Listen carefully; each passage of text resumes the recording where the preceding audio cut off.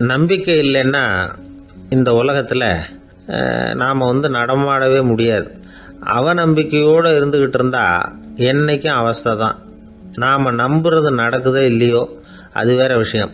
ஆனால் எதையும் நம்பி தான் நாம் அடி வைக்க வேண்டியிருக்கு. வேறு ஒன்றும் வேணாம், ஒரு லாட்ரி சீட்டு வாங்குகிறோம், அது எங்கே நமக்கு விழப்போகுது அப்படிங்கிற அவநம்பிக்கையோடவா வாங்குகிறோம். பரிசு நமக்கு தான் அப்படிங்கிற நம்பிக்கை உள்ளூர இருக்கிறதுனால தான் அதை வாங்குகிறோம். இருந்தாலும் முடிவு வேறு மாதிரி ஆகிடுது. அதுக்காக மனசு சோர்ந்து போகிறதில்ல, அடுத்த மாதமும் சீட்டு வாங்குகிறோம். இந்த நம்பிக்கை தான் மனித வாழ்க்கைக்கு ஆதாரம். ஒரு கடையில் போய் டீ சாப்பிட்றீங்க, அந்த டீ நல்ல டீ தானா, அதில் விஷம் கலந்துருக்குமா அப்படிங்கிற சந்தேகம் வந்துட்டுதுன்னு வச்சுங்க. அதுக்கப்புறம் அதை எப்படி நீங்கள் சாப்பிட முடியும்? நம்பி தான் சாப்பிட்ணும். ரயில் ஒழுங்காக போய் சேருங்கிற நம்பிக்கை இருக்கிறதுனால தான் அதில் ஏறி உட்காடுறோம்.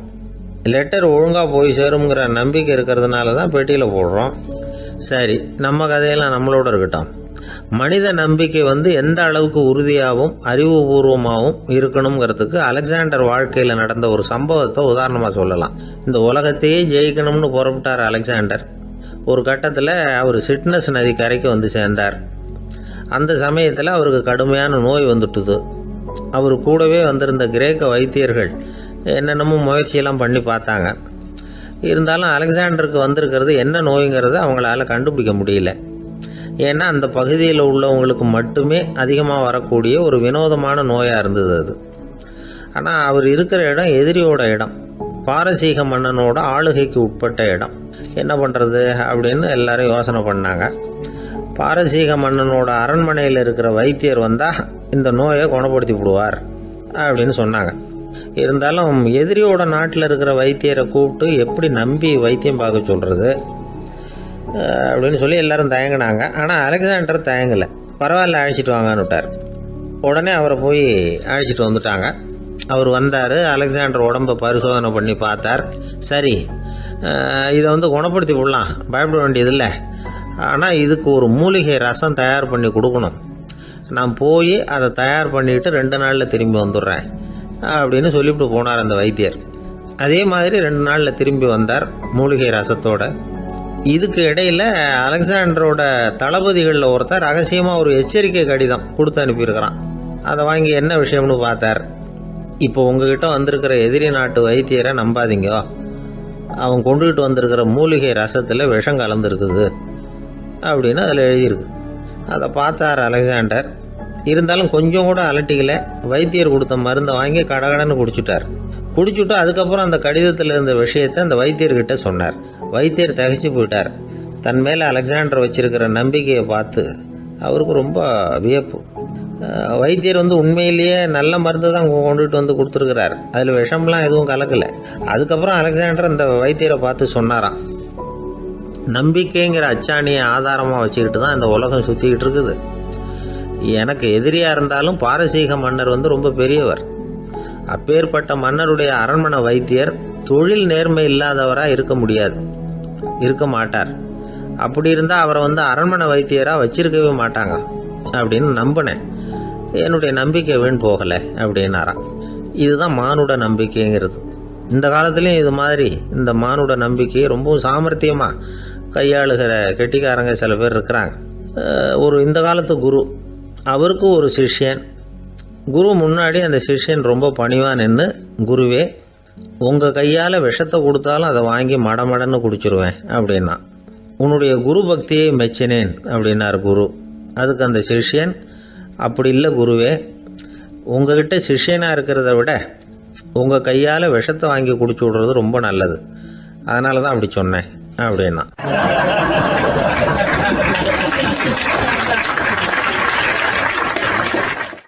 ரொம்ப நாளைக்கு முன்னாடி ஒரு நாள் கோவலன் நாடகம் நடந்தது.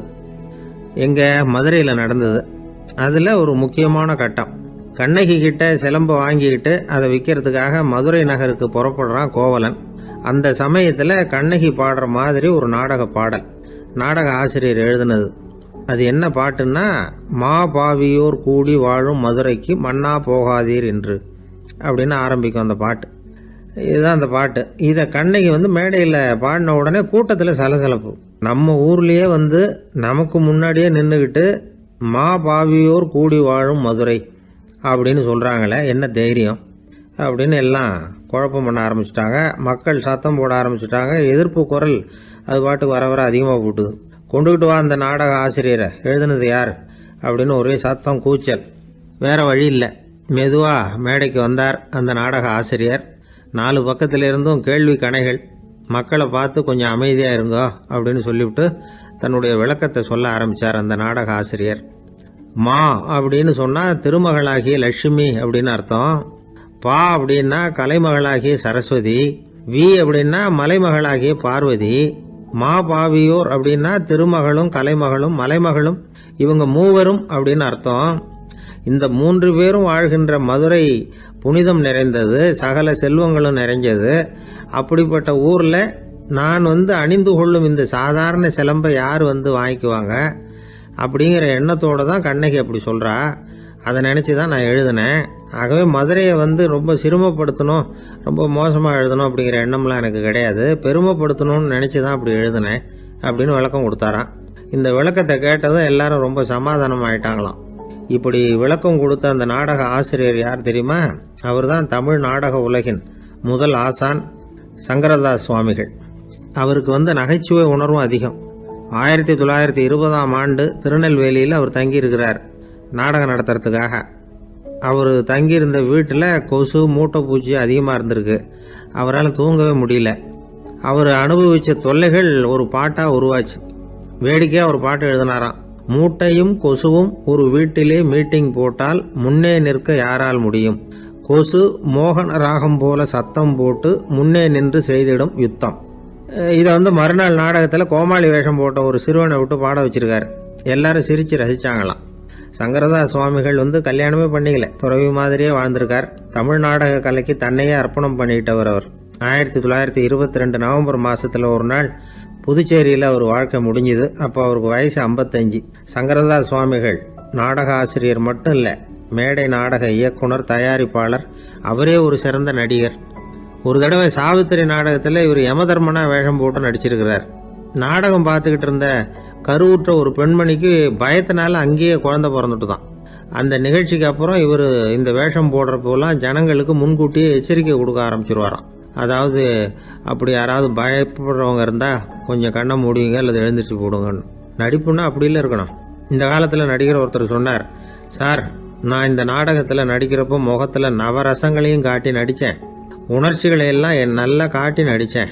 அப்படி இருந்தும் ஜனங்கள் கல்லை எடுத்து மேடையில் வீசிவிட்டாங்க சார் அப்படின்னார். நாடகத்தில் உங்களுக்கு என்ன வேஷம் அப்படின்னு கேட்டாங்க. அது செத்து கிடக்கிற பணமாக நடித்தேன் சார் அப்படின்னார்.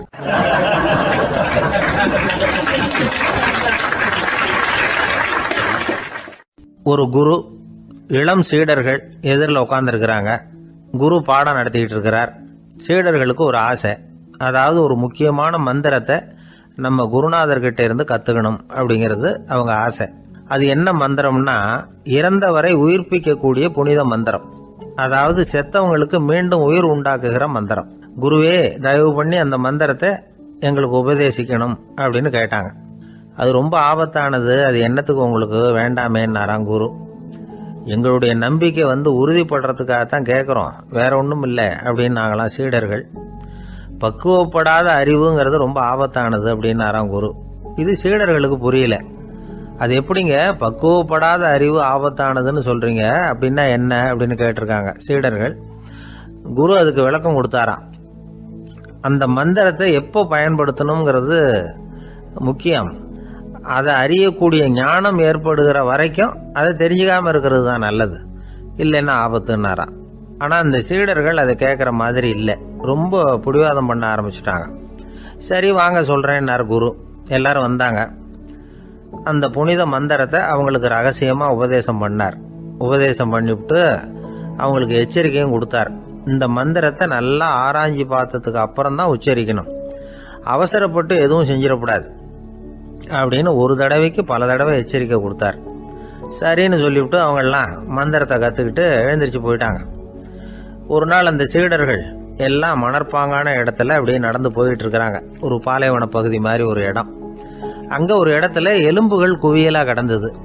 உடனே இந்த சீடர்கள் முன்ன பின்ன யோசிக்காம, தியானமும் பண்ணாம அந்த மந்திரத்தோட பயனை சோதிச்சு பார்க்கணும் அப்படின்னு நினச்சிக்கிட்டு அந்த மந்திரத்தை உச்சரிக்க ஆரம்பிச்சிட்டாங்க. அவ்வளவுதான். உடனே என்னாச்சு தெரியுமா? அந்த எலும்புகள் எல்லாம் ஓநாய்களாக மாறி அவங்கள துரத்த ஆரம்பிச்சுட்டுது. சீடர்கள் எல்லாம் தலைதெறிக்க ஓட ஆரம்பிச்சிட்டாங்க. ஓநாய்களும் விடலை, அவங்கள துரத்தி பிடிச்சி கடிச்சு கொதற ஆரம்பிச்சுட்டுது. அப்போதான் அந்த சீடர்களுக்கு குரு சொன்ன அறிவுரையோட அர்த்தம் புரிஞ்சுது. பக்குவப்படாத அறிவு ஆபத்தானது அப்படிங்கிறது. அதனால் இதிலேருந்து நாம் தெரிஞ்சுக்க வேண்டியது என்னென்னா, நாம் நம்ம அறிவை வளர்த்துக்கிட்டா மட்டும் போதாது, அந்த அறிவை எப்போ எப்படி பயன்படுத்தணும் அப்படிங்கிற பக்குவமும் நமக்கு வரணும். அப்போ தான் வாழ்க்கை நல்லபடியாக அமையும். இல்லைன்னா இடைஞ்சல் தான். இந்த காலத்தில் சில சின்ன பிள்ளைங்களுக்கே அறிவு ரொம்ப பக்குவப்பட்டிருக்குங்கிறத உணர முடியுது. ஒரு சின்ன பையன் பள்ளிக்கூடத்தில் மார்க் லிஸ்ட் கொடுத்தாங்க, வாங்கிக்கிட்டு அவசரமாக வீட்டுக்கு ஓடினான். எதிரில் வந்த ஒருத்தர் கேட்டார், என்ன அவசரம், ஏன் இப்படி வேகமாக ஓடுறேன்னார். எங்கள் அம்மா கிட்ட அடி வாங்கணும், அதுக்காக தான் ஓடுறேன்னா. அடி வாங்கிறதுக்கா இவ்வளவு அவசரம்னார் அவர். அப்படி இல்லைங்க, நான் போகிறதுக்குள்ளே எங்கள் அப்பா வீட்டுக்கு வந்துட்டாருன்னா அவர்கிட்ட அடி வாங்க வேண்டியிருக்கும், அதை அவாய்ட் பண்ணுறதுக்காக இப்படி ஓடுறேன் அப்படின்னு நானும் அந்த பையன்.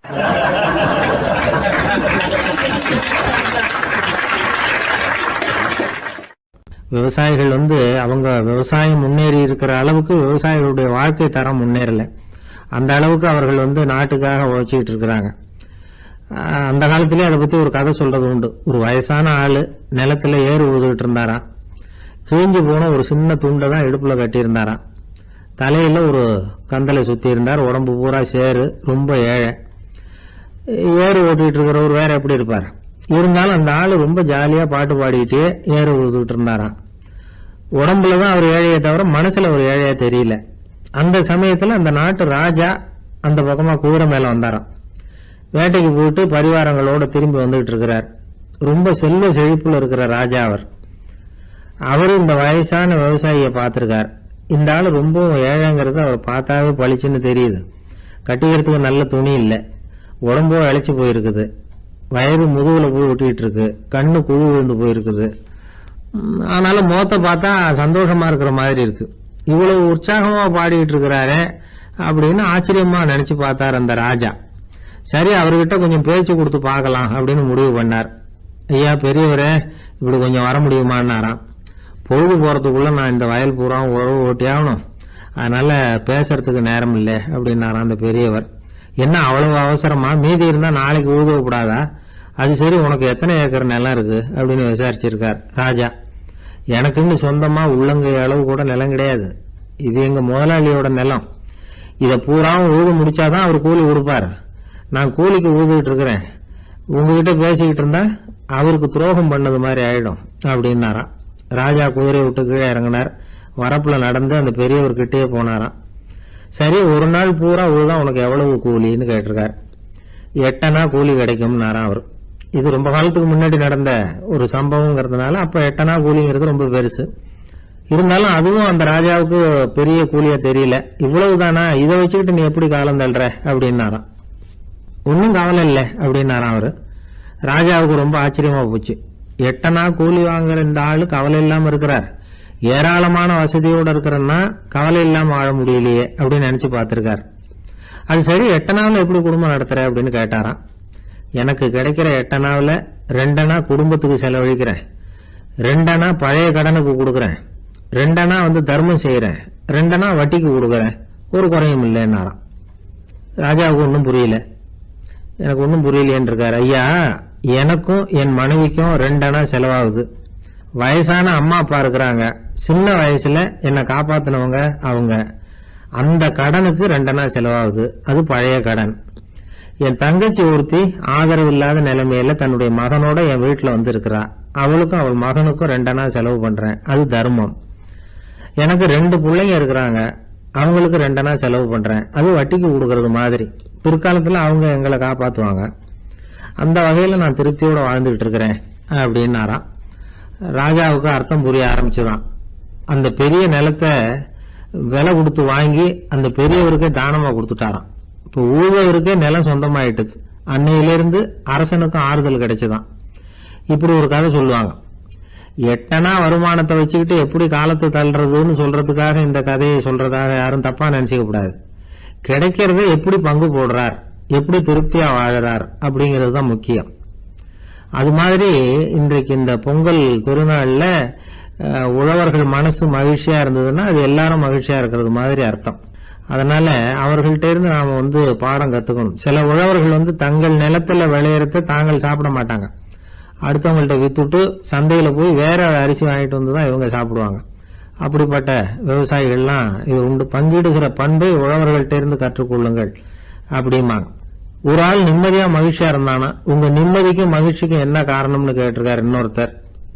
என்கிட்ட இருந்தது பூராவையும் என் பிள்ளைங்களுக்கு சமமா பங்கு போட்டு கொடுத்துட்டேன், எனக்குன்னு எதுவுமே வச்சுக்கல, அதுதான் நிம்மதிக்கு காரணம்னு இருக்கான். உங்ககிட்ட இருந்தது எவ்வளவு இருந்தது அப்படின்னு கேட்டிருக்காரு அவரு. மொத்தமா ஒரு 50,000 ரூபாய் இருக்கும் அப்படின்னு இருக்கான். அவ்வளவும் பணமாவே இருந்ததா அப்படின்னு கேட்டிருக்காங்க அவங்க. இல்லைங்க, அவ்வளவும் கடன், அதை தான் பிரிச்சு கொடுத்துருக்கேன் பிள்ளைங்க கிட்ட அப்படின்னு நானா. அவன்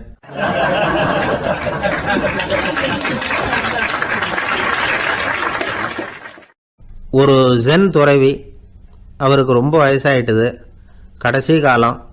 நண்பர்களெல்லாம் கூப்பிட்டார். நண்பர்களே, நான் வித்தியாசமான முறையில் சாகணும்னு ஆசைப்படுறேன், அதுக்கு ஏதாவது யோசனை சொல்லுங்களேன் அப்படின்னு கேட்டாராம். நண்பர்கள் சிரிச்சாங்க. என்ன பேச்சு பேசுறீங்க, சாவறதுங்கிறது என்ன விளையாட்டுத்தனமான காரியமா அப்படின்னு கேட்டிருக்காங்க. அந்த துறவி கொஞ்ச நேரம் யோசனை பண்ணார். அப்புறம் கேட்டாராம், இது வரைக்கும் யாராவது நடந்துக்கிட்டே இறந்துருக்குறாங்களா அப்படின்னாராம்.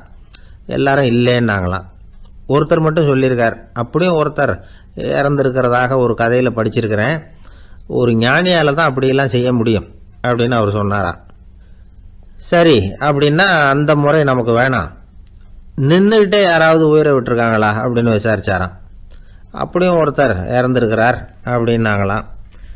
மறுபடியும் அந்த துறவி யோசனை பண்ணியிருக்கிறார்.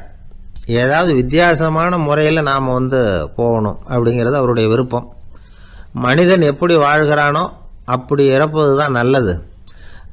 சரி, யாராவது தலைகீழாக யோகம் செய்யும் நிலையில் இறந்துருக்கிறாங்களா அப்படின்னு விசாரிச்சாராம். நண்பர்கள் சிரித்தாங்க. தலைகீழாக நின்னபடி இறந்ததாக நாங்கள் கேள்விப்பட்டதே இல்லை, அது முடியாத காரியம் அப்படின்னு இருக்காங்க. இப்போ அந்த துறவிக்கு திடீர்னு உற்சாகம் வந்துட்டுது. உடனே எழுந்திரிச்சார், தலைகீழாக நின்னார், அப்படியே உயிரை விட்டுட்டார். அவ்வளோதான். அந்த மடாலயத்தில் ஒரே குழப்பம், எப்படி அவரை கீழே இறக்கி படுக்க வைக்கிறது அப்படின்னு புரியல. இப்படி உயிர் விடுறதை பற்றி அவங்க இதுவரைக்கும் கேள்விப்பட்டதும் இல்லை. உண்மையிலேயே இவர் இறந்து தான் போனாராங்கிறதும் தெரியல. சோதித்து பார்த்தாங்க, இதய துடிப்பு, நாடி துடிப்பு எல்லாம் நின்று போயிருந்தது. இவர் எப்போவும் இப்படி தான், என்ன பண்ணுறது இப்போ அப்படின்னு சொல்லி எல்லாரும் குழம்பிக்கிட்டு இருக்கிற சமயத்தில் ஒரு பெரியவர் யோசனை சொன்னார். இந்த துறவியோட மூத்த சகோதரி பக்கத்து மடாலயத்தில் இருக்கிறாங்க, அவங்கள இங்கே அழைச்சிட்டு வந்தால் ஏதாவது வழி கிடைக்கும் அப்படின்னார். அந்த அம்மாவுக்கு 90 வயசு. அழைச்சிட்டு வந்தாங்க. ஒரு குச்சியை ஊன்றிக்கிட்டு அப்படியே மெதுவாக நடந்து வந்தாங்க. தம்பி, தலைகீழாக நின்று உயிர் விட்டு இறக்கிறத பார்த்தாங்க. தம்பின்னு கூப்பிட்டு பார்த்தாங்க, ஒன்றும் காணோம். உடனே என்ன பண்ணாங்க, தன்னுடைய கைத்தடியால் தம்பியோட உடலை ஒரு தட்டு தட்டினாங்க. ஏப்பா, சாகிறப்பவும் உன்னுடைய குறும்புத்தனத்தை விடலையா, இப்படியாடா சாகிறது, ஒழுங்காக செத்து தொலை அப்படின்னாங்களாம். அவ்வளவுதான். உடனே அந்த துறவி திரும்பி நேராக நின்னார். அக்கா, கோவப்படாத, நான் ஒழுங்காக சாகிறேன், எப்படி செத்தா என்ன, எல்லாம் எனக்கு ஒன்று தான் அப்படின்னு சொல்லிவிட்டு அப்படியே தரையில் படுத்து உயிரை விட்டாராம். அதுக்கப்புறம் அந்த அம்மா கோலை கையில் எடுத்துக்கிட்டு அப்படியே திரும்பி கூட பார்க்காம அவங்க பாட்டுக்கு போயிட்டாங்களாம். மரணத்தை ஒரு விளையாட்டாக ஆக்கிய அந்த துறவிக்கு வாழ்க்கையே ஒரு விளையாட்டாக தான் இருந்திருக்குது. எந்த நோக்கமும் இல்லாமல் செயல்படுறதுன்னா என்னங்கிறதும் அவருக்கு தெரிஞ்சிருக்குது. பயனை எதிர்பார்க்காம பணி செய்து வாழ்ந்து மறைந்த மகான் அவர். தம்முடைய தொழிலை விளையாட்டு போல செய்ய தெரிஞ்சவருக்கு வாழ்க்கையே ஒரு விளையாட்டாக மாறிடும். எல்லாமே விளையாட்டாகி விடுகிற போது மரணமும் விளையாட்டாகிவிடும் அப்படிங்கிறது தான் அந்த தத்துவம். ஆனால் அதுக்கு முன்னாடி உங்களுக்குள்ளே இருக்கிற உண்மையான நடிகனை நீங்கள் அடையாளம் கண்டுபிடிக்கணும். நீங்கள் நடிக்க வேண்டியதே இல்லை, நீங்கள் ஏற்கனவே நடிச்சுக்கிட்டு தான் இருக்கிறீங்க. நீங்கள் இந்த உண்மையை தெரிஞ்சுக்கணும், அவ்வளவுதான். இதுதான் ஞானிகளுடைய கருத்து. வாழ்க்கையை சரியாக புரிஞ்சுக்கிட்டா எல்லாமே நடிப்புங்கிறது புரியும். கல்யாண பத்திரிக்கை அனுப்பியிருந்தேனே, ஏன்டா வரலன்னு கேட்டான் ஒருத்தன். வந்திருந்தேனே அப்படின்னானா இவன். டேய், ஏன்டா போய் சொல்கிற, நான் பத்திரிக்கையே உனக்கு அனுப்பலையே அப்படின்ட்டுருக்கான் அவன். அதுக்கு இவன் சொன்னானா, பத்திரிக்கை அனுப்புனேன்னு நீ போய் சொல்கிறப்போ கல்யாணத்துக்கு வந்தேன்னு நான் போய் சொல்லக்கூடாதா அப்படின்னானா.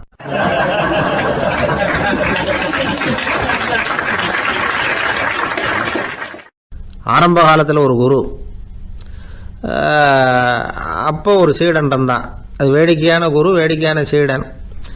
ஒரு ஆசிரமம். ஒரு நாள் ஒருத்தன் அவசரமாக அந்த குருவை தேடி வந்திருக்கிறான். என்ன விஷயம்னு விசாரித்தார் குரு.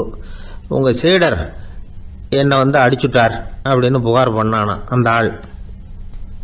குரு சீடனை கூப்பிட்டார். அடிச்சே அந்த ஆளை அப்படின்னு கேட்டாரான். ஆமான் இருக்கான் சீடன். ஏன் அடிச்சே அப்படின்னு கேட்டாரான். இந்த ஆள் உங்களை பற்றி மட்டமாக பேசிவிட்டான், என்னால் அதை தாங்கிக்க முடியல, அதனால தான் அடிச்சுட்டேன்ருக்கான். அப்படி என்ன பேசினா அப்படின்னு கேட்டாரான். உன்னுடைய குருநாதர் இப்போல்லாம் அர்த்தமில்லாமல் பேச ஆரம்பிச்சுட்டார் அப்படின்னு சொல்லிவிட்டான், அதனால தான் அடிச்சுட்டேன் அப்படின்னு நானான். அதுக்காக அடித்தே அப்படின்னாரான். நான் அதுக்காக அடிக்கலை குருவே, இப்பெல்லாம் நீங்கள் அர்த்தம் இல்லாமல் பேசுகிறதாக அவன் சொல்கிறான். அப்படின்னா இதுவரைக்கும் நீங்கள் அர்த்தத்தோடு பேசினதாகத்தானே அர்த்தம், அது தப்பு தானே, அதனால தான் அடித்தேன் அப்படின்னு நானான். ஒரு பெரியவர் உட்கார்ந்துருக்கிறார். அவரை சுற்றி அவருடைய தோழர்கள் உட்கார்ந்துருக்கிறாங்க. ஏதோ ஒரு முக்கியமான செய்தியை அவர் அவங்களுக்கு சொல்லிகிட்டு இருக்கிறார். அவங்களும் ஆர்வமாக கேட்டுக்கிட்டு இருக்கிறாங்க. இந்த சமயத்தில் யாரோ ஒரு ஆள் வேகமாக அங்கே வர்றார். வர்ற வேகத்திலேயே எனக்கு ஏதாவது உதவி செய்யுங்க அப்படின்னு கேட்டுக்கிட்டே வர்றார். கேட்கறது உதவி, ஆனால் குரல் மிரட்டுறது மாதிரி இருக்குது, அதட்டி கேட்கறது மாதிரி இருக்குது. இதை கேட்டதும் அந்த பெரியவர் ஆத்திரப்படலை, ஆனால் அவரை சுற்றி இருந்தவங்க ஆத்திரப்பட்டாங்க. இதை பெரியவர் கவனித்தார். கொஞ்சம் அமைதியாக இருங்கன்னார். வந்தவரை கூப்பிட்டார். அவருக்கு சில பொருள்களை கொடுத்தார். என்னங்க இப்போ உங்களுக்கு மகிழ்ச்சி தானே அப்படின்னார். அப்படின்னு அலட்சியமாக அவர் சொல்கிறார். நான் உங்களை நல்ல முறையில் நடத்தினேன்னா அப்படின்னு கேட்குறாரு அவர் மறுபடியும். அதெல்லாம் ஒன்றும் இல்லை அப்படின்னு சொல்லி அவர் சொல்லிகிட்டு இருக்கிறாரு. குரலில் கடுமை குறையில. சுற்றி இருந்தவங்களால இதை பொறுத்துக்க முடியல. கோபத்தோடு அவரை நோக்கி நெருங்க ஆரம்பித்தாங்க. பெரியவர் அவங்களையெல்லாம் தடுத்து நிறுத்தினார். வந்தவரை வாங்க என்னோட அப்படின்னு சொல்லி அழைச்சிட்டு போனார். வீட்டுக்கு போனார். அங்கே போனதும் இன்னும் சில பொருள்களை எடுத்து அவர்கிட்ட கொடுத்தார். இப்போ திருப்தி தானே, நான் உங்ககிட்ட நல்ல முறையில் நடந்துக்கிட்டேனா அப்படின்னார். அவர் முகம் இப்போ தான் கொஞ்சம் மலர்ந்தது. ரொம்ப நன்றி, இறைவன் உங்கள் குடும்பத்துக்கு எல்லா நன்மைகளையும் செய்வான் அப்படின்னு சொன்னார். இதே வார்த்தைகளை என்னுடைய தோழர்கள்கிட்டே சொல்லிட்டீங்கன்னா அவங்க கோபம் தணிஞ்சிரும், வர முடியுமான்னார். கண்டிப்பாக வர்றேன் அப்படின்னாரு. மறுநாள் காலையில் அந்த இடத்துக்கு வந்தார். அதே மாதிரி சொல்லிவிட்டு அவர் போயிட்டார். தோழர்கள்லாம் ரொம்ப வியப்போடு பெரியவரை பார்த்தாங்க. அந்த பெரியவர் தான் நபிகள் நாயகம். அவர் சொன்னார், ஒருத்தன் ரொம்ப ஆசையாக ஒரு ஒட்டகத்தை வளர்த்துக்கிட்டு வந்தான். ஒரு நாள் அந்த ஒட்டகம் கயத்தை அறுத்துக்கிட்டு ஓடி போயிட்டுது. அக்கம் பக்கத்தில் இருக்கிறவங்கெல்லாம் அந்த ஒட்டகத்தை பிடிக்கிறதுக்கு முயற்சி பண்ணாங்க. அதை துரத்திக்கிட்டு ஓடினாங்க. ஒட்டகம் தாறுமாறாக ஓட ஆரம்பிச்சிது. இந்த சமயத்தில் ஒட்டகத்தை வளர்த்தவன் அங்கே ஓடி வந்தான். நீங்கள் அதை ஒன்றும் செய்ய வேணாம், விட்டுருங்க, அதோட சுபாவம் எனக்கு நல்லா தெரியும், அதை சுலபமாக என்னோடய வழிக்கு கொண்டுட்டு வந்துட முடியும், நான் பார்த்துக்கிறேன், விட்டுருங்கோ அப்படின்னா. எல்லாரும் விலகி போயிட்டாங்க. இவன் என்ன செஞ்சான் தெரியுமா? கொஞ்சம் புல்லை கையில் எடுத்துக்கிட்டு அந்த ஒட்டகத்தை நெருங்கினான். அவ்வளவுதான். அது ஓடி இவன் காலடியில் உட்காந்துக்கிட்டது. செல்லமாக அதை அப்படியே தடவி கொடுத்தான். முதுகில் ஏறி உட்காந்துக்கிட்டான். அது பாட்டுக்கு சாதுவாக நடந்து போகுது. இந்த கதையை நபிகள் நாயகம் தம்முடைய தோழர்களுக்கு சொல்கிறார். ஒட்டகத்தை மட்டும் இல்லை, சில மனிதர்களையும் கூட சில விதத்தில் அணுகிதான் அவர்களை சீர்திருத்த வேண்டியிருக்குது அப்படிங்கிறத அவங்களுக்கு உணர்த்தினார். இது ஒரு அழகான உளவியல் அணுகுமுறை. சில குடும்ப தலைவர்கள் கூட இந்த ஒட்டகம் மாதிரி நடந்துக்கிறது உண்டு, அப்புறம் அடங்கி போகிறதும் உண்டு. ஒரு குடும்ப தலைவர் காலையில் எழுந்திரிச்சதுலேருந்து சத்தம் போட்டு கத்திக்கிட்டு இருப்பார். பக்கத்தில் இருந்தவங்கெல்லாம் ஓடி போய் சமாதானம் பண்ணி பார்த்தாங்க. அவர் ஓயறது மாதிரி தெரியல. கடைசியில் அவர் மனைவி வந்தாங்க. நீங்கள் எல்லாம் விலைக்கு போயிடுங்க, அவர் சுபாவம் எனக்கு தெரியும், நான் பார்த்துக்கிறேன் அப்படின்னாங்க. சரின்னு எல்லாரும் போயிட்டாங்க. சாயந்தரமாக பார்க்குறாங்க, அவர் சத்தம் இல்லாமல் ஒரு மூலையில் உட்காந்துருக்கிறார். ரொம்ப சாதுவா. ஆச்சரியமாக இருந்தது. என்னம்மா பண்ணீங்கன்னு கேட்டாங்க. அது ஒன்றும் இல்லைங்க, ஒரு வேளை சாப்பாட்டை நிறுத்தினேன், பட்டினி போட்டேன், அவ்வளவுதான் அப்படின்னாங்க அந்த அம்மா.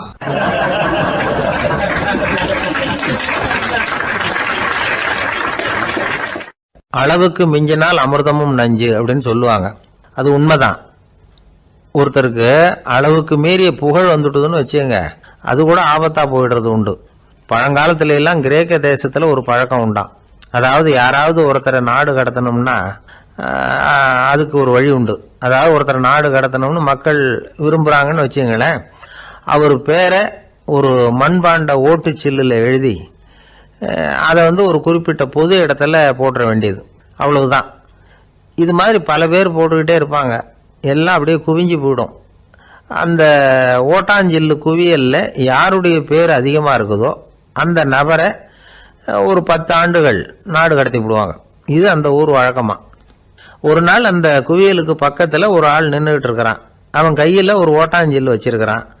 அதில் யாரோட பேரையோ எழுதணும், எழுதி அந்த இடத்துல போடணுங்கிறது அவன் ஆசை. ஆனால் அவன் படிக்காதவன், அதனால் எழுத தெரியல. யாராவது அந்த வழியாக வர்றாங்களான்னு பார்த்துக்கிட்டே நின்றுக்கிட்டு இருந்தான். ஒரு பெரியவர் வந்துக்கிட்டு இருந்தார். அவர்கிட்ட ஓடினான். கையில் இருந்த மண்பாண்ட சில்லை கொடுத்தான். ஐயா, இதில் ஒரு பேர் எழுதி கொடுங்களேன்னா அந்த பெரியவர் அதை வாங்கி கையில் வச்சுக்கிட்டு, என்ன பேர் எழுதணும் சொல்லு அப்படின்னா. இவன் சொன்னான், அரிஸ்டைடிஸ் அப்படின்னு எழுதுங்க அப்படின்னா. இதை கேட்டதும் அந்த பெரியவருக்கு அதிர்ச்சி.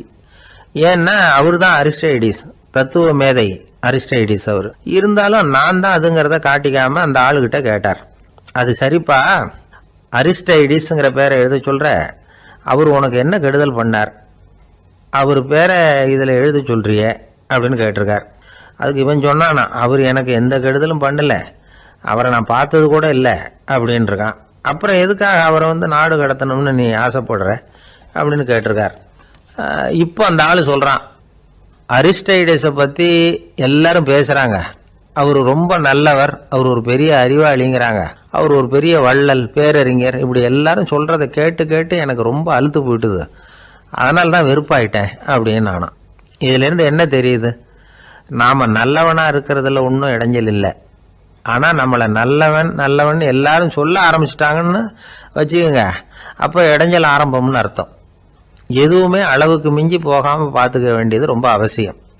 அளவுக்கு அதிகமாக ஆசைப்படாதவங்களில் ஆப்ரஹாம் லிங்கனும் ஒருத்தரான். அவர் ஒரு தடவை தன்னுடைய நண்பர்கள்கிட்ட பேசிக்கிட்டு இருந்தாராம். ஒருத்தர் கேட்டிருக்கார், ஒரு மனுஷனுக்கு கால்கள் எவ்வளோ உயரம் இருக்கணும் அப்படின்னு கேட்டாராம். இதுக்கு ஆப்ரஹாம் லிங்கன் சொன்னாராம், அது என்ன, இடுப்புலேருந்து தரையை தொடுற அளவுக்கு உயரம் இருந்தால் போதும் அப்படின்னாராம்.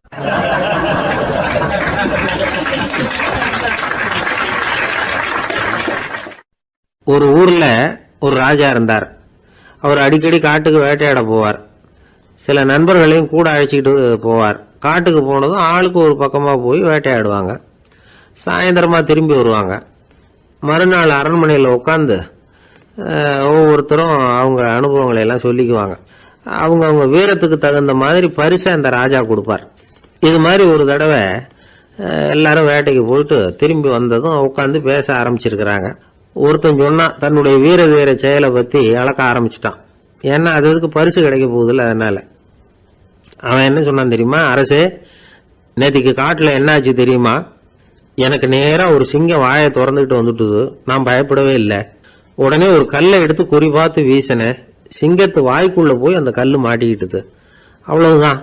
அந்த சிங்கம் என்னை பார்த்துட்டு பயந்துட்டு ஒரே ஓட்டமாக திரும்பி ஓடி போயிட்டுது அப்படின்னா.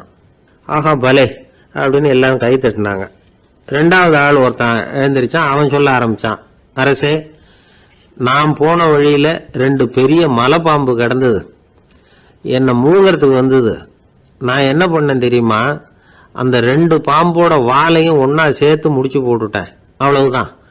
அது அங்கே இழுக்க இது இங்கே இழுக்க முடிச்சு நல்லா இறுகி போட்டுது அப்படின்றான். ஆஹா அற்புதம்னு சொல்லி எல்லாரும் கை தட்டினாங்களாம். அடுத்தபடியாக 3வது ஆள் ஒருத்தன் வந்தான். அவன் சொல்ல ஆரம்பித்தான், மன்னா, நான் போன பாதையில் குறுக்க ஒரு ஆறு, அதில் இறங்கி குளித்தேன், யாரோ காலை பிடிச்சி இழுக்கிறது மாதிரி இருந்தது. திரும்பி பார்த்தா ஒரு பெரிய முதலை. நான் உடனே அப்படியே ஒரு துள்ளல் துள்ளி அது முதுகில் போய் உக்காந்துக்கிட்டேன். அதை அப்படியே கரைக்கு நீந்த வச்சேன். கரைக்கு வந்து சேர்ந்ததும் அப்படியே ஒரே துள்ளி குதிச்சு கரைக்கு வந்துட்டேன் அப்படின்றான். அவன் தன்னுடைய வீரத்தை அப்படி சொல்லியிருக்கான். அடடா எப்பேற்பட்ட வீரம் அப்படின்னு எல்லாரும் கை தட்டினாங்களாம். 4வது ஆள் எழுந்திரிச்சான், மன்னா, நான் போன இடத்துல ஒரு கரடி என்னை துரத்த ஆரம்பிச்சுட்டுது. நான் ஒரு மலை உச்சிக்கு வந்துட்டேன். அதுக்கப்புறம் ஒரு அடி எடுத்து வச்சாலும் அதில் பாதாளத்தில் விழ வேண்டியது தான். அந்த நேரம் பார்த்து ஒரு பெரிய ராட்சச கழுகு அந்த பக்கமாக பறந்து வந்தது. நான் உடனே அப்படியே உயர எழும்பி அந்த கழுகோட காலை பிடிச்சிக்கிட்டேன், அப்படியே தொங்கிக்கிட்டே வந்தேன். ஒரு நல்ல இடம் வந்ததும் தொப்புன்னு கீழே குதிச்சு நடந்து வந்துட்டேன். இதுக்கும் எல்லாரும் கை தட்டுறாங்க. கடைசியாக ஒரு ஆள் எழுந்திரிச்சான். அரசே, நான் போன வழியில் ஒரு பெரிய யானை குறுக்க வந்தது, பயங்கரமாக சத்தம் போட்டுக்கிட்டே வந்தது. நான் பயந்து ஓடலை. உடனே என்ன பண்ணேன் தெரியுமா? அந்த யானையோட வாலை பிடிச்சி தூக்கினேன், தலைக்கு மேலே தூக்கி கரன்னு சுற்றினேன், வேகமாக சுற்றி வீசி எறிஞ்சேன், அவ்வளவுதான். அதே ஸ்பீடில் அந்த யானை மேலே போக ஆரம்பிச்சுட்டுது. இன்னும் கூட அது போய்கிட்டே தான் இருக்குது, கீழே விழவே இல்லைன்னா. இதை கேட்டதும் ராஜாவுக்கு கோபம் வந்துட்டுது. என்ன முட்டாள்னு நினச்சிக்கிட்டு பேசுறியா? யானையை நீ வாழை பிடிச்சி தூக்குன, அதை நான் நம்பணுமா அப்படின்னார். உடனே இவன் பணிவாக பதில் சொன்னான். அரசே, ஒரு சிங்கத்து வாயில கல் மாட்டிக்கிட்டதை நம்புறீங்க, மலைப்பாம்பு வாழை பிடிச்சி முடிச்சு போட்டதை நம்புறீங்க, முதல்ல முதுகில் சவாரி பண்ணதையும் நம்புறீங்க, கழுகு காலை பிடிச்சிக்கிட்டு பறக்கிறதையும் நம்புறீங்க. அப்படி நம்புறப்ப நான் சொன்னதை மட்டும் நம்பக்கூடாதா அப்படின்னு கேட்டானான். பொய் சொன்னவங்கெல்லாம் தலையை தொங்க போட்டுக்கிட்டாங்களாம். ராஜா அவங்கள பார்த்து சொன்னாராம், நீங்கள் எல்லாரும் என்னை முட்டாளாக்கி இருக்கிறீங்க.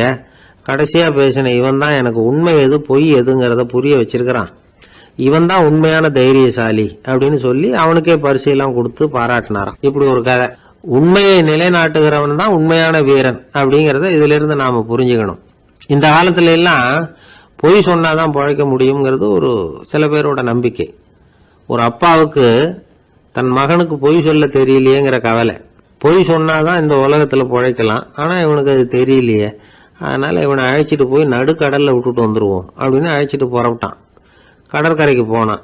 மகனுக்கு சந்தேகம், எங்கப்பா என்ன அழைச்சிட்டு போறேன்னு கேட்டிருக்கான். கடல்ல மீன் பிடிக்க கற்றுக் கொடுக்க போறேன் உனக்கு அப்படின்னானா. நான் ஏற்கனவே மீன் பிடிச்சிட்டேனேன்னானா இவன் மகன்.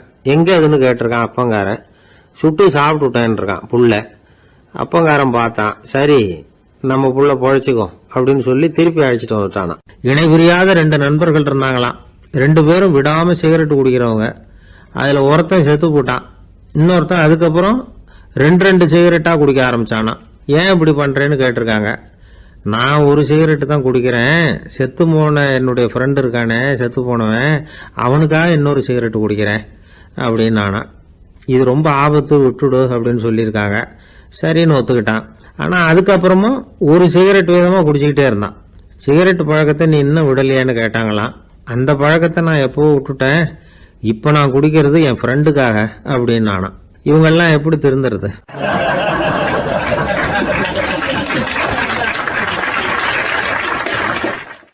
ஒரே ஒரு ஊர்ல ஒரு ராஜா இருந்தார். அவர் பேர்ல மக்களுக்கு ரொம்ப மரியாதை. அவ்வளவு நல்லா ஆட்சி புரிஞ்சுக்கிட்டு வந்தார். அவருக்கு வயசாயிட்டுது.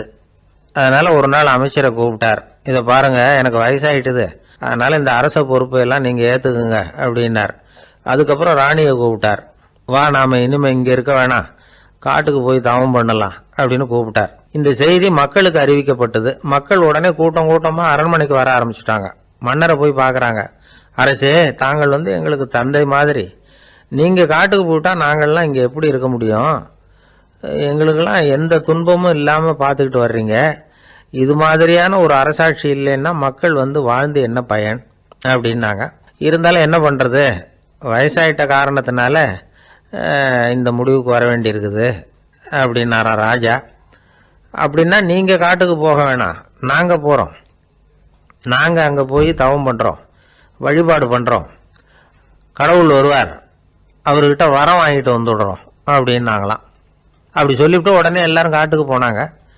நாட்டு மக்கள் எல்லாரும் ஒட்டு மொத்தமாக காட்டில் உட்காந்துக்கிட்டு தவம் பண்ணுறதை பார்த்தார் கடவுள். உடனே புறப்பட்டு வந்தார். எல்லாரும் இப்படி உட்காந்துருக்கிறீங்களே, என்ன வேணும் உங்களுக்கு அப்படின்னு கேட்டார்.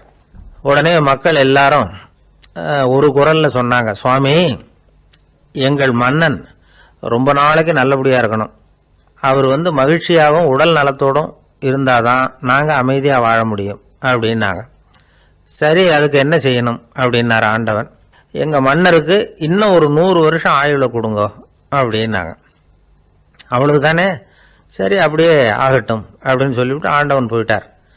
மக்கள் மகிழ்ச்சியோடு திரும்பி வந்தாங்க. மன்னா, கடவுள் வரம் கொடுத்துட்டார், நீங்கள் 100 வருஷம் வாழ போகிறீங்க அப்படின்னாங்க.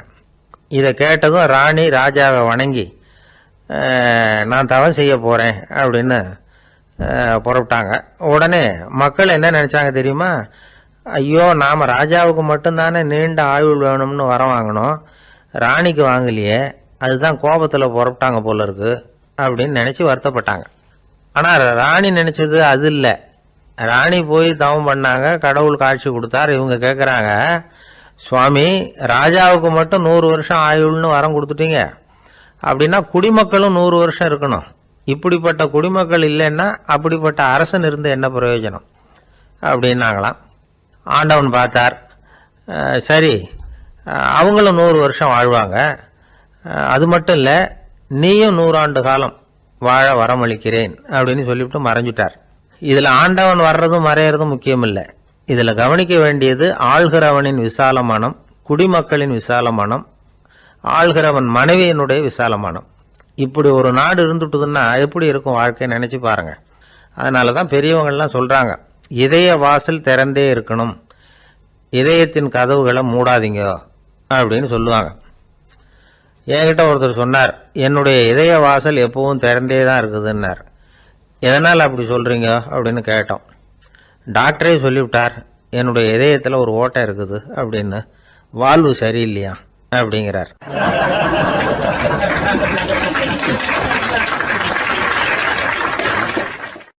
கத்தியை தீட்டாதே புத்தியை தீட்டு அப்படின்னு ஒரு பெரியவர் புத்தி சொன்னார். அதை கேட்ட ஒரு இளைஞன், அது எப்படி பெரியவரை புத்தியை தீட்டுறது? கத்தியை தீட்டுன்னு சொன்னால் ஒரு கருங்கல்லில் கத்தியை தேய்க்கலாம், புத்தியை தீட்டுன்னு சொன்னால் எப்படி தலையை கொண்டுட்டு போய் தரையில் தேய்ச்சிக்கிட்டு இருக்க முடியுமா அப்படின்னா. அந்த பெரியவர் உடனே புரிஞ்சுக்கிட்டார், இந்த இளைஞனுக்கு புத்தி கூர்மை கம்மி அப்படிங்கிறத புரிஞ்சுக்கிட்டார். அது சரி, அறிவுக்கும் புத்திசாலித்தனத்துக்கும் என்ன வித்தியாசம்? இது ஒரு முக்கியமான கேள்வி. அறிவுன்னா என்ன, புத்திசாலித்தனம்னா என்ன? இதே கேள்வியை சாக்ரட்டிஸ் கிட்ட அவருடைய சீடன் ஒருத்தன் கேட்டானான். ஐயா, அறிவுக்கும் புத்திசாலித்தனத்துக்கும் என்னங்க வித்தியாசம் அப்படின்னு கேட்டிருக்கான். சாக்ரட்டிஸ் நிமிர்ந்து பார்த்துருக்கிறார் அந்த சீடனை. அதுக்கப்புறம் சொன்னாராம், நான் சொல்கிறேன் உன்னுடைய கேள்விக்கு பதில், ஆனால் அதுக்கு முன்னாடி நீ ஒரு காரியம் பண்ணணும்னாரான். என்னங்க செய்யணும் சொல்லுங்கன்றிருக்கான். அதோ பாரு, ஒரு பெரியவர் உட்காந்துருக்கிறாரு, அவர்கிட்ட போ, இங்கேருந்து பக்கத்தில் இருக்கிற அந்த கிராமத்துக்கு போய் சேர எவ்வளவு நேரம் ஆகும் அப்படின்னு கேட்டுட்டு வா அப்படி சொன்னார் சாக்ரட்டிஸ். சரின்னு சொல்லிவிட்டு இவன் போனான். அந்த பெரியவர் முன்னாடி போய் நின்னான். ஏங்க பெரியவரை, இங்கேருந்து அதோ தெரியுத அந்த கிராமத்துக்கு போய் சேர்றதுக்கு எவ்வளவு நேரம் ஆகும் அப்படின்னு கேட்டான். பெரியவர் நிமிர்ந்து பார்த்தார், ஆனால் பதில் எதுவும் சொல்லலை. இவன் மறுபடியும் ஒரு தடவை அதே கேள்வியை அவர்கிட்ட கேட்டான். என்னங்க நான் கேட்குறது உங்கள் காதில் விழுதா, அந்த கிராமத்துக்கு போய் சேர்றதுக்கு எவ்வளோ நேரம் ஆகும் அப்படின்னு சொல்லி மறுபடியும் கேட்டான். அப்பவும் அவர் பதில் சொல்லலை.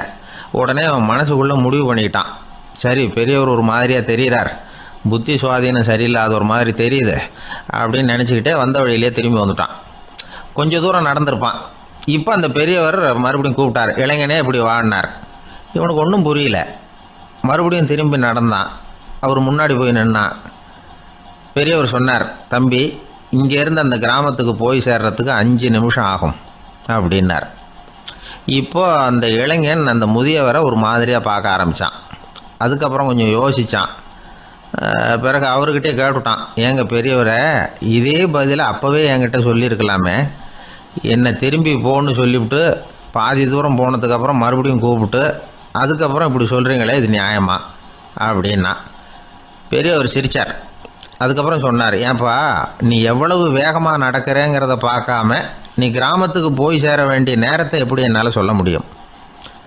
அதனால தான் உன்னை கொஞ்சம் தூரம் நடக்க விட்டு உன்னுடைய நடையின் வேகம், அந்த கிராமம் இருக்கிற தூரம் ரெண்டையும் கணக்கு போட்டு அதுக்கப்புறம் நேரத்தை சொன்னேன்னார். சீடன் தலை குனிந்தான். அப்படியே திரும்பி சாக்ரட்டிஸ் முன்னாடி நின்னான். சாக்ரட்டிஸ் இப்போ சொல்கிறார், தம்பி அதுக்கு பேர் தான் புத்திசாலித்தனம். இந்த அறிவு கூர்மை எல்லா இளைஞர்களுக்கும் வரணும் அப்படிங்கிறதுக்காகத்தான் கத்தியை தீட்டாத புத்தியை தீட்டு அப்படின்னு பெரியவங்கள்லாம் சொல்லிகிட்டு இருக்கிறாங்க. புத்தியை தீட்டுறவங்கெல்லாம் வாழ்க்கையில் அறிவாளியாகிறாங்க, தீட்டாதவங்க கோமாளியாகிறாங்க. இதுதான் இன்றைக்கி நடக்கிறது. அதனால் அறிவு கூர்மைங்கிறது வேற. இந்த காலத்து ஆசாமி ஒருத்தர் இன்னொருத்தரை பார்த்து கேட்டார், ஏங்க ஒரு விமானம் இங்கேருந்து புறப்பட்டு 2 மணி நேரத்தில் மதுரைக்கு போய் சேருது. நல்லா கவனிங்க, ஒரு விமானம் இங்கேருந்து புறப்பட்டு 2 மணி நேரத்தில் மதுரைக்கு போய் சேருது அப்படின்னா என்னோடய வயசு என்னன்னு கேட்டார். இவர் கேட்குறதுல ஏதாவது அர்த்தம் இருக்கா? அதாவது இங்கேருந்து புறப்பட்டு 2 மணி நேரம் ஆகுது மதுரைக்கு போகிறதுக்கு. அப்படின்னா என் வயசு என்னன்னு கேட்குறாரு. இதை கேட்ட உடனே அவர் பதில் சொன்னார். அப்படின்னா உங்களோட வயசு 20 அப்படின்னார். எப்படிங்க அவ்வளவு கரெக்டாக சொன்னீங்க அப்படின்னு கேட்டார். வேறு ஒன்றும் இல்லை, எங்கள் பக்கத்து வீட்டில் ஒரு முழு பைத்தியம் இருக்குது, அதோட வயசு 40. அப்படின்னா உன் வயசு 20 தான் இருக்கணும் அப்படின்னார். அரை பைத்தியம்னு முடிவு பண்ணிக்கிட்டார். அதனால் வாழ்க்கையில் அறிவு கூர்மைங்கிறது ரொம்ப அவசியம். அந்த புத்திசாலித்தனம் இருக்கிறவங்க வாழ்க்கையில் வெற்றி பெறுவது நிச்சயம். வாழ்க்கையில் ரொம்பவும் அடிபட்டு அல்லல் போட்டுக்கிட்டு இருக்கிற ஒருத்தர் வந்தார். மனசு ரொம்பவும் நொந்து போய் பேசினார். இந்த உலகத்தில் மனுஷனாக பிறந்ததை விட மாடாக பிறந்திருக்கலாம் சார் அப்படின்னார். திடீர்னு வந்து என்கிட்ட இப்படி சொன்னால் அதுக்கு நான் என்னங்க பண்ண முடியும் அப்படின்னேன். உங்ககிட்ட வரணும்னு தோணுச்சு, அதனால் வந்தேன் அப்படின்னார். சரிங்க, இப்படி ஒரு யோசனை வந்ததுக்கு என்ன காரணம் அப்படின்னு சொல்லி அவர்கிட்ட கேட்டேன். அதுக்கு அவர் சொன்னார், என் பையனுக்கு வேலை தேடுறேன் கிடைக்கல, பொண்ணுக்கு மாப்பிள்ளை தேடுறேன் கிடைக்கல, வீடு கட்டுறதுக்கு கடன் கேட்குறேன் கிடைக்கல, மாடாக பிறந்திருந்தா இது மாதிரி கவலையெல்லாம் கிடையாதுல்ல, பேசாமல் வைக்கோலை தின்னுக்கிட்டு அசை போட்டுக்கிட்டே கடந்து விடலாமே அப்படின்னார் அலட்சியமாக. அதுக்கப்புறம் தான் அவர் சொன்ன கருத்தை நானும் கொஞ்சம் அசை போட ஆரம்பித்தேன் மனசுக்குள்ளே. இப்போது இயற்கையை பொறுத்த வரைக்கும் அது நாம் எல்லாரும் மகிழ்ச்சியாக வாழணும் அப்படின்னு தான் விரும்புது. விலங்குகள், பறவைகள், தாவரங்கள், அப்புறம் மற்ற உயிரினங்கள் எல்லாமும் நல்லபடியாக இருக்கணும் அப்படிங்கிறது தான் இயற்கையோட விருப்பம். அதில் ஒன்றும் சந்தேகம் இல்லை. இயற்கையோட அமைப்பை கொஞ்சம் கவனித்து பார்த்தா அதை நாம் நல்லா புரிஞ்சுக்கலாம். இருந்தாலும் இந்த ஆள் சொன்னதை கேட்ட பிறகு தான் ஒரு முக்கியமான வேறுபாடு புரிஞ்சுது. அதாவது இந்த உலகத்தில் உள்ள முக்கியமான பிரச்சனைகள் 6.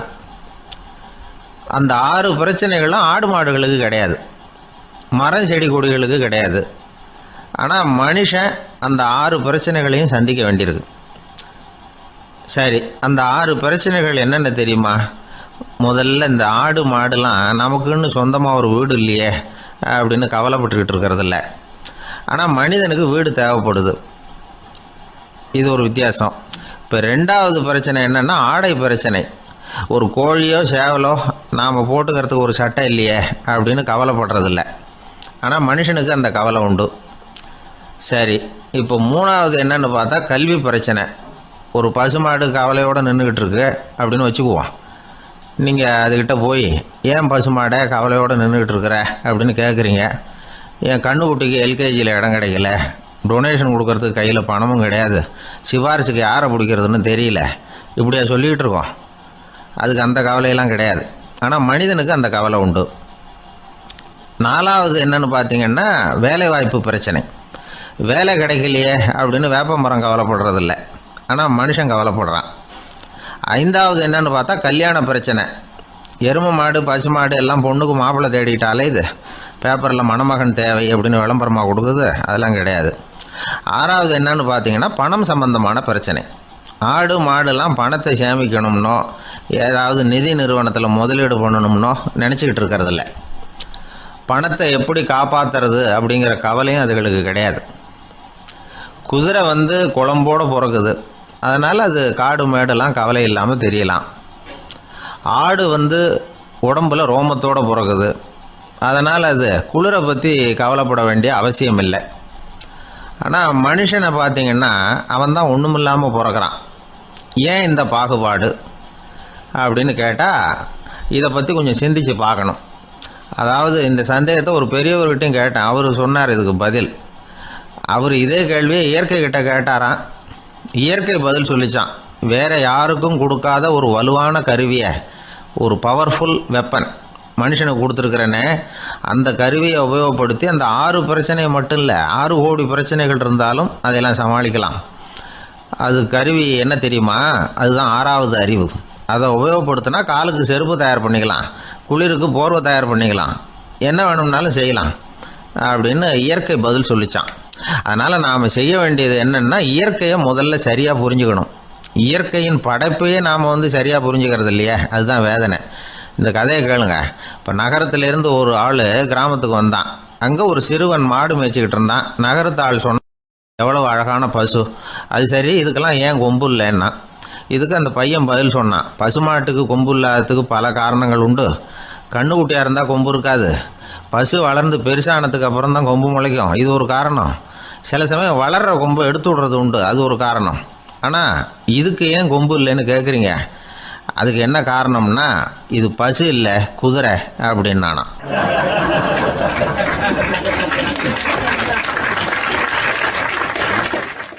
ஒரு ஊரில் ஒருத்தர் இருந்தான்.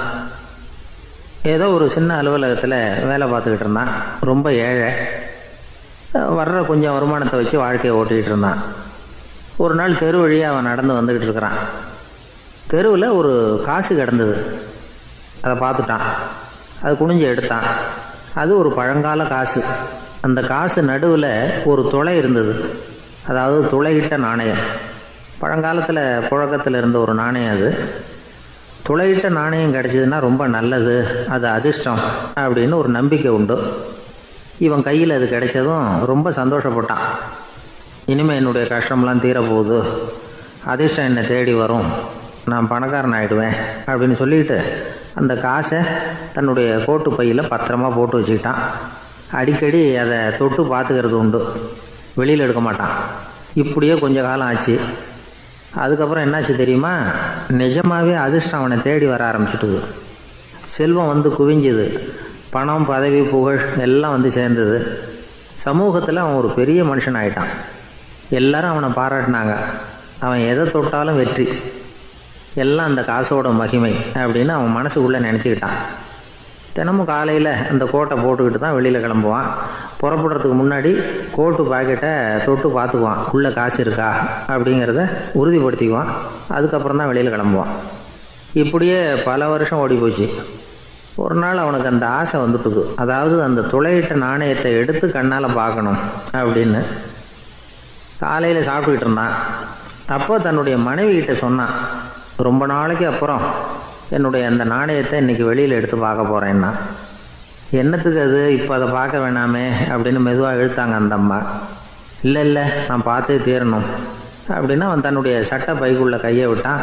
உள்ளே இருந்த நாணயத்தை வெளியில் எடுத்தான். பார்த்தா அவனுக்கு ஆச்சரியமாக போச்சு. அந்த நாணயத்தில் துளையே இல்லை. என்ன ஆச்சு அப்படின்னு சொல்லி அவன் ரொம்ப குழம்பி போயிட்டான். இப்போ அந்த அம்மா சொன்னாங்க, நான் தான் ஒரு நாள் உங்கள் கோட்டு ரொம்பவும் தூசியாக இருக்கேன்னு சொல்லி அதை ஜன்னலுக்கு வெளியில் உதறினேன். உள்ளே இருந்த அந்த காசு அப்போ எனக்கு தெரியாது, ஞாபகத்தில் இல்லை. அது தெருவில் விழுந்துட்டது போல இருக்கு. அதுக்கப்புறம் எவ்வளவோ தேடி பார்த்தேன், கிடைக்கல. அதுக்குள்ளே அதை யாரோ எடுத்துகிட்டு போயிட்டாங்க போல இருக்கு. அது இல்லைங்கிறது உங்களுக்கு தெரிஞ்சால் வருத்தமாக இருக்குமேங்கிறதுக்காக நான் தான் வேற ஒரு நாணயத்தை எடுத்து சட்டை பைக்குள்ளே வச்சுட்டேன் அப்படின்னு விவரத்தை சொன்னாங்க அந்த அம்மா. இது எப்போ நடந்ததுன்னு கேட்டான். உங்களுக்கு அந்த காசு கிடைச்சதே அன்னைக்கு மறுநாளே இது நடந்து போச்சு அப்படின்னாங்களாம். இதை கொஞ்சம் யோசனை பண்ணி பாருங்கள். அவனுக்கு அதிர்ஷ்டத்தை கொடுத்தது அந்த நாணயம் இல்லை, அவனுடைய நம்பிக்கை, அதாவது தன்னம்பிக்கை. அதுதான் வேலை செஞ்சிருக்கு. இதிலிருந்து நாம் தெரிஞ்சுக்க வேண்டியது என்னென்னா, வாழ்க்கையில் முன்னேற நினைக்கிறவங்களுக்கு தன்னம்பிக்கை ரொம்ப முக்கியம். அது இல்லைன்னா முன்னேற முடியாது. ஒருத்தன் சொன்னானா, நான் எப்போவுமே என்ன தான் சார் நம்புவேன், மற்றவங்கள நம்ப மாட்டேன். நேற்றுக்கு பாருங்கள், திடீர்னு 10 பேர் என்னை அடிக்க வந்துட்டாங்க, நான் ஒருத்தனாகவே அதை சமாளித்தேன் அப்படின்றான் ரொம்ப பெருமையாக. அது எப்படின்னு கேட்டாங்களாம். ஒரே ஓட்டமாக அங்கேருந்து ஓடி வந்துட்டேன் அப்படின்னு நானா.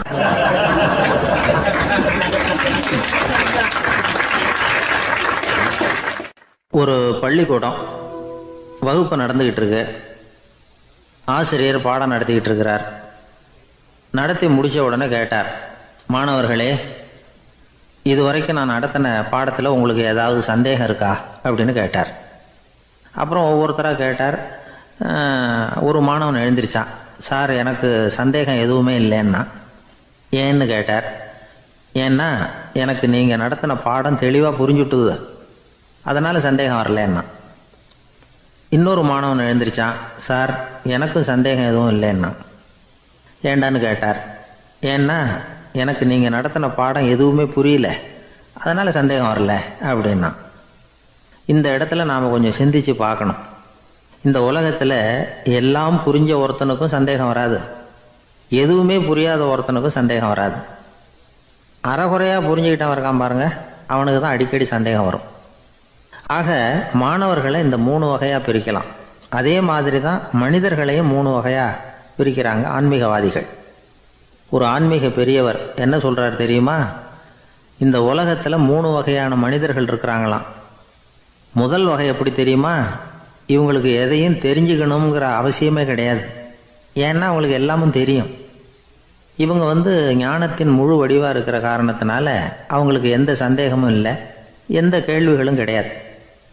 இந்த நிலையில் இருக்கிறவன் கிருஷ்ணன். எல்லாத்துக்கும் விட தெரிஞ்சுக்கிட்ட நிலையில் அவன் விடையாக மாறிவிட்டான் அப்படின்னு சொல்லுவாங்க. 2வது நிலையில் இருக்கிறவன் அர்ஜுனன். இவனுக்கு எப்போ பார்த்தாலும் கேள்விதான், சந்தேகம்தான். பதில் சொல்ல சொல்ல அவனுக்கு இருக்கிற சந்தேகமும் அதிகமாகிக்கிட்டே இருக்கும், குறையவே குறையாது. அர்ஜுனன் மாதிரி உள்ளவங்க எப்பவும் கேள்வி கேட்டுக்கிட்டே இருப்பாங்க. ஒரு கேள்விக்கு விட கிடைச்சுட்டுன்னு வைங்க, உடனே இன்னொரு கேள்வி அவங்ககிட்ட இருந்து வரும். கிருஷ்ணனுடைய நிலை எப்படின்னா அது கேள்விகளே அற்ற ஒரு நிலை. அர்ஜுனனுடைய நிலை எப்படின்னா அது கேள்விகளை தவிர வேறு எதுவும் அற்ற ஒரு நிலை. இவங்களை தவிர இன்னொரு ஆள் இருக்கிறான், அவனுக்கும் கேள்விகள் அற்ற ஒரு நிலை தான். அவன் யாருன்னா துரியோதனன். இவனுக்கு தெரிஞ்சுக்கணுங்கிற எண்ணமே சுத்தமாக கிடையாது. ஆவலே இல்லைங்கிறதுனால அதை புரிஞ்சுக்கணுங்கிற அவசியமும் இல்லை. அதனால் அவனுக்கு கேள்விகள் அற்ற ஒரு நிலையில் அவன் இருந்துக்கிட்டு இருக்கிறான். எல்லா பதிலும் தெரிந்து கொண்ட நிலையில் கிருஷ்ணனும் கேள்விகள் அற்ற நிலையில் இருக்கிறான். தெரிஞ்சுக்கணுங்கிற ஆவலே இல்லாத துரியோதனனும் கேள்விகள் அற்ற நிலையிலே இருக்கிறான். இப்படியும் இல்லாமல் அப்படியும் இல்லாமல் ரெண்டும் கெட்டான நிலையில் இருக்கிறானே, அவன் தான் அர்ஜுனன். அதனால் பெரியவங்கள்லாம் என்ன சொல்கிறாங்கன்னா, இந்த உலகத்தில் அர்ஜுனன்களாக இருக்கிறவங்க ஒன்று துரியோதனனாக மாறிடணும், இல்லைன்னா கிருஷ்ணனாக மாறிடணும். இதை தவிர வேற வாய்ப்பு இல்லை. துரியோதனன் மாதிரி உள்ளது விலங்கு நிலை, கிருஷ்ணன் மாதிரி உள்ளது தெய்வ நிலை. அர்ஜுனன் விலங்காவும் ஆக முடியல, தெய்வமாகவும் ஆக முடியல. இப்படி ரெண்டும் கெட்டானா இருக்கிற வரைக்கும் இந்த கேள்விகளும் பிரச்சனைகளும் இருந்துக்கிட்டே தான் இருக்கும். இதுதான் பெரியவர்கள் சொல்லுகிற அனுபவ உண்மை. ஒரு ஆசிரியர் ரொம்பவும் விரிவாக விளக்கமாக பாடம் நடத்தின பிறகு, மாணவர்களே ஏதாவது சந்தேகம் இருந்தால் கேளுங்கன்னாராம். ஒரு மாணவன் எழுந்திரிச்சான். சார், எனக்கு ஒரு சந்தேகம்னா. என்னன்னு கேட்டார். இது வரைக்கும் என்ன பாடம் சார் நடத்துனீங்க அப்படின்னா அந்த பையன்.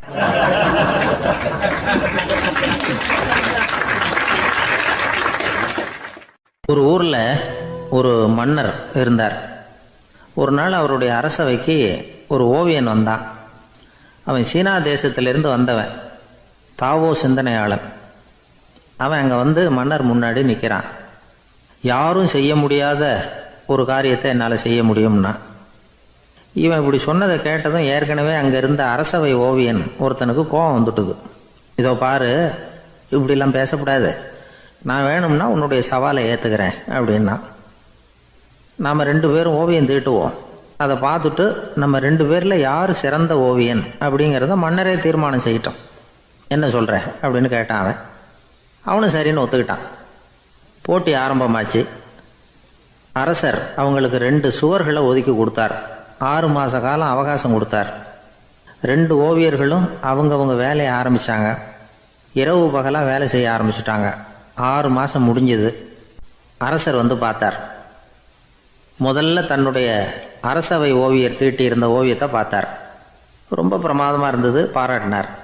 இதோ பாரு, உன்னுடைய ஓவியம் அற்புதமாக இருக்குது, உயிரோட்டம் உள்ளதாக இருக்குது, கலையின் உச்சமே இதுதான், இதை விட சிறந்த ஒரு ஓவியத்தை வேற யாராலையும் படைக்க முடியாது அப்படின்னார். அதுக்கப்புறம் அந்த சீன ஓவியன்கிட்ட போனார். எங்கே உன்னுடைய ஓவியம்னு கேட்டார். திரைச்சீலையை விலக்கி விட்டு பாருங்கன்னா. மன்னர் அந்த திரைச்சீலையை விளக்குனார். உள்ளே ஓவியம் இருக்க வேண்டிய இடம் கண்ணாடி மாதிரி தெரிஞ்சுது. அவன் அந்த 6 மாத காலமாக அந்த சுவரை தேய்ச்சி தேய்ச்சி கண்ணாடி மாதிரி ஆக்கி வச்சிருக்கிறான். அதுக்கு நேராக எதிர் சுவரில் அரசவை ஓவியன் தீட்டின ஓவியம் இருக்குது. அது எதிரில் இருந்த இந்த கண்ணாடியில் பட்டு பிரதிபலிக்குது. மன்னர் யோசனை பண்ண ஆரம்பித்தார். அப்புறம் அந்த சீன ஓவியனை பார்த்து கேட்டார். இதை பாரு, நீ என்னுடைய ஆளை தோற்கடிச்சுட்ட அப்படிங்கிறதுல சந்தேகம் இல்லை, ஆனாலும் எங்களை ஏமாற்றி இருக்கிற, எந்த ஓவியமும் நீ வரையிலையே அப்படின்னார். அரசே, இதுதான் உண்மையான ஓவியம், உயிருள்ள ஓவியம். இது மனோபாவங்களை பிரதிபலிக்கும், மாறுகின்ற காலங்களை அப்படியே காட்டும் அப்படின்னா அந்த சீன ஓவியன். கையால் வரைகிற ஓவியங்களில் சலனம் இல்லை. கண்ணாடி அப்படி கிடையாது. சக்தியின் ஓட்டம் அதில் எப்பவும் இருந்துக்கிட்டே இருக்கும். கண்ணாடி மட்டுமே ஜீவன் உள்ள ஓவியமாக இருக்க முடியுங்கிறத அந்த சீன ஓவியன் தெரிஞ்சு வச்சுருந்தான். ஏன்னா அவன் ஒரு தாவோ சிந்தனையாளன். ஒவ்வொரு குழந்தையும் இந்த கண்ணாடியோடு தான் பிறக்குது. ஆனால் நாம் என்ன செய்கிறோம்னா ஓவியங்களை கண்ணாடி மீது பதிப்பிச்சு விடுறோம். கண்ணாடி நம்மளை பிரதிபலிக்குது.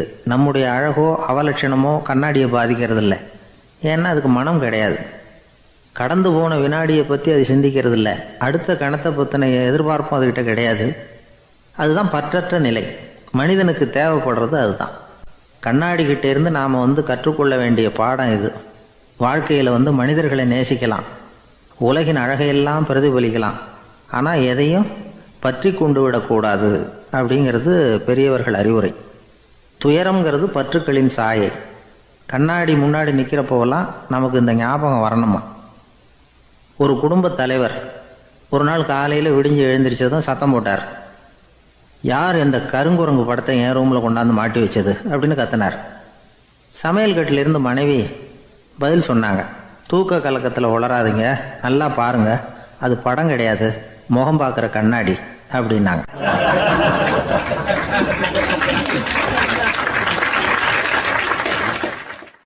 தானத்தில் சிறந்தது எது அப்படின்னு ஒரு கேள்வியை கேட்டு தானத்தில் சிறந்தது நிதானம் அப்படின்னு அதுக்கு ஒரு பதிலும் சொல்கிறவங்க உண்டு. நிதானம் ரொம்ப அவசியம். அதுவும் இன்றைய உலகத்துக்கு ரொம்ப அவசியம். இன்றைக்கி உலகம் ரொம்ப பரபரப்பாக போய்கிட்டு இருக்குது. பொறுமையாக இருக்கணும்னு நினைக்கிறவங்களால கூட அப்படி இருக்க முடியறதில்ல. பொறுமையை சோதிக்கிறது மாதிரி பல சம்பவங்கள். அதையெல்லாம் சந்திச்சே தீர வேண்டியிருக்குது. எங்கே போனாலும் க்யூவில் நிற்க வேண்டியிருக்குது. எங்கே போனாலும் காத்துக்கிட்டு இருக்க வேண்டியிருக்கு. ஆஃபீஸ்லேயோ வீட்லேயோ கூட நீங்கள் நிதானமாக பொறுமையாக நடந்துக்க தெரியலன்னா உங்களுக்கு சிடுமூஞ்சி, முசுடு இப்படிலாம் பேர் வச்சுருவாங்க. அது உங்களுக்கு தேவையா? சரி, வாழ்க்கையில் பொறுமைசாலின்னு பேர் வாங்கிறதுக்கு என்ன வழி? முதல் பாயிண்ட், நீங்கள் நினைக்கிறது, எதிர்பார்க்கறது, செய்கிறது எல்லாமே 100% கரெக்டாக நடக்கணும்னு ஆசைப்படக்கூடாது. எதுவாக இருந்தாலும் அதில் ஓரளவுக்கு தவறு நடக்கலாம் அப்படிங்கிறத எதிர்பார்த்தே இருக்கணும். ஓரளவுக்கு அதை அனுமதிக்கணும். ஒரு நண்பரை 6 மணிக்கு ஒரு இடத்துக்கு வர சொல்லியிருக்கிறீங்க. 6 மணிக்கு அவர் வரலை. உடனே பொறுமை இழந்து நடந்துக்கக்கூடாது. ஒரு 10 நிமிஷம் டிலே ஆகலாம். ஒரு வர்ற வழியில் பஸ்ஸு கூட ஏதாவது டிராஃபிக்கில் மாட்டியிருக்கலாம். அதெல்லாம் எதிர்பார்த்தே கொஞ்சம் காத்திருக்கிறதுல ஒன்றும் தப்பு இல்லை. சில சமயம் டிலே ஆகிறது கூட நல்லதாக முடியும். ஒரு பஸ்ஸை தவற விட்டுட்டு ஐயோ கொஞ்சம் ஒரு 2 நிமிஷம் முன்னாடி வந்திருந்தா பிடிச்சிருக்கலாமே அப்படின்னு தவிச்சிக்கிட்டு இருப்பாங்க சில பேர்.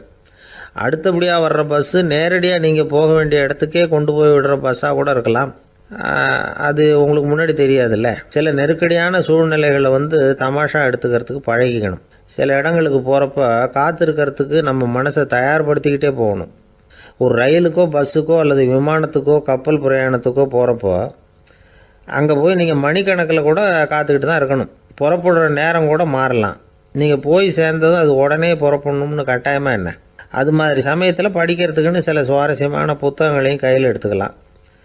உங்களை சுற்றி எவ்வளவோ சுவாரஸ்யமான சம்பவங்கள் நடந்துக்கிட்டு இருக்குதுல்ல, அதையெல்லாம் வேடிக்கை பாருங்கள்.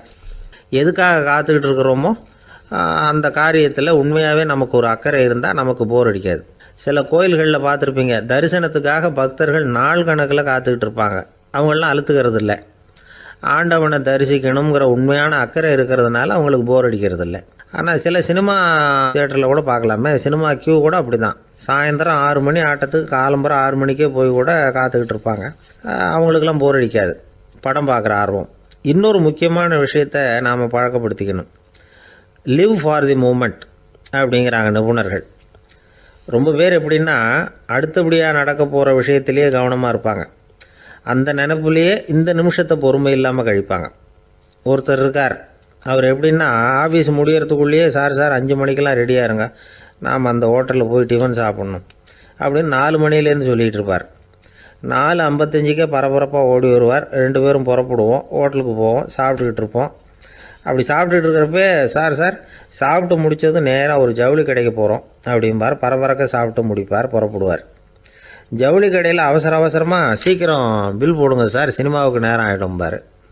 சினிமா தியேட்டரில் உட்காந்து அடுத்தபடியாக எங்கே டின்னர் சாப்பிட்றதுன்னு யோசனை பண்ணிகிட்டு இருப்பார். ராத்திரி படுக்கையில் விழுந்ததுக்கு அப்புறமும் நாளைக்கு காலையில் எழுந்திரிச்சதும் அதை பண்ணணும் இதை பண்ணணும்னு திட்டம் போட்டுக்கிட்டே இருப்பார். அதாவது எப்போவும் அடுத்த நிமிஷம், அடுத்த நாள், அடுத்த வாரம், அடுத்த வருஷம், இதுதான் அவங்க சிந்தனை. இந்த நிமிஷம் என்ஜாய்மெண்ட்டை அவங்க இழந்துடுறாங்களாம். அதனால தான் வாழ்நாள் பூரா பொறுமையின்மை, அவஸ்தை, அல்லல்.